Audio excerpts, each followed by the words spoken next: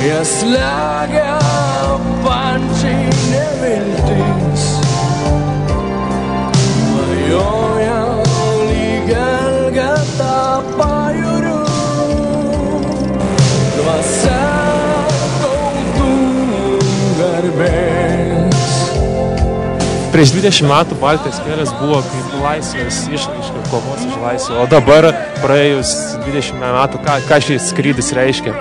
Gal pagarba tiem, kurie tada stovėjo, o dabar skrydis tas pats, kad irgi yra tokie patys sunkus laikai, reikėtų gal irgi taip pat susijungti, nes ta pati ir krizė panašiai tą laikų, kaip sakant, ir Latvijai, ir Estijai, ir Lietuvai, kaip sakant, dabar nėra lengva ir finansiškai tai krizai, tai galbūt irgi tas bendrumo jausmas gal irgi kažkiek padės.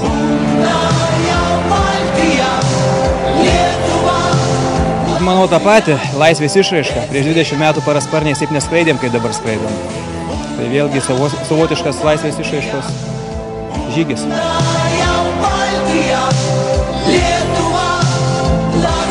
28 yra užsiregistravę iki Talino, prisijungs daug daugiau ir matau, dabar matau, kad yra prisijungusių bent 10 žmonių, kurie nesiregistravo, tuo palydės pirmą atkarpą ir skris kartu. Svarbiausia, kad būtų geras oras. Vėjas kyla, o kaip girdėjot, prognozijos irgi nekokias pranešė, svarbu, kad būtų geras oras ir gal svarbiausia perskristi Lietuvą, o toliau Latviją, Estiją žiūrėsim, kaip ten seksis.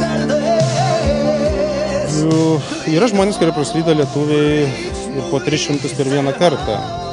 Bet tokiam atstumui, tokiam dideliu nėra dar lietuviai, gal niekas tekė, kad aišku, čia yra labai trumpas atkarpos. Trumpom atkarpom ir paprasčiausiai yra praščiau skristi, kadangi ten 100 km visi kiekvieną dieną po 100 km nuskrenda, kai geras pasiskreidimas.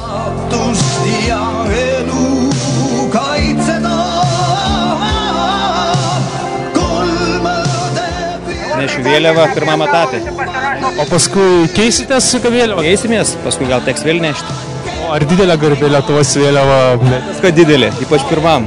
O ar sunkiau skristi bus su vėliava negu be? Manau, bus sunkiau, nes didesnis vėjo pasipriešinimas. Šiek tiek sunkiau, mano mažesnis greitis.